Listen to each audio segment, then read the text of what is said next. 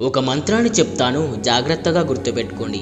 ఈ మంత్రాన్ని సాక్షాత్తు పరమశివుడే వినాయకుడికి రహస్యంగా చెప్పిన నారాయణ మంత్రం. అయితే ఈ మంత్రాన్ని చెప్పే ముందు దాని వెనుకున్న కథ ఏమిటంటే, ఒకానొక సమయంలో దేవతలు మునులు కలిసి ఏ పని చేసినా విఘ్నాలు రాకుండా కొలుచుకోవడానికి ఒక దేవుణ్ణి ప్రసాదించమని వాళ్ళు కోరతారు. అప్పుడు శివుడు వినాయకుడికి కుమారస్వామికి ఈ ముల్లోకాల్లో ఉన్న 300 కోట్ల పుణ్యనదుల్లో స్నానం చేసి ఎవరైతే ముందుగా తిరిగి వస్తారో వాళ్ళే దీనికి అర్హులు అంటాడు. అప్పుడు వెంటనే కుమారస్వామి బయలుదేరి వెళ్ళిపోతాడు. కానీ వినాయకుడు మాత్రం తల్లిదండ్రుల చుట్టూ ఒక మంత్రాన్ని జపిస్తూ ప్రదక్షిణాలు చేస్తాడు. ముల్లోకాల్లో తిరుగుతున్న కుమారస్వామికి ఏ నది వద్ద చూసిన వినాయకుడే తనకంట ముందుగా కనిపిస్తాడు.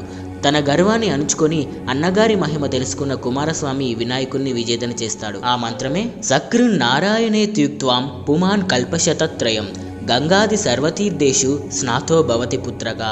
ఈ మంత్రం జపిస్తే ముల్లోకాల్లో ఉన్న 300 కోట్ల పుణ్యనదుల్లో స్నానం చేసినట్టు అవుతుందట. ఈ మంత్రాన్ని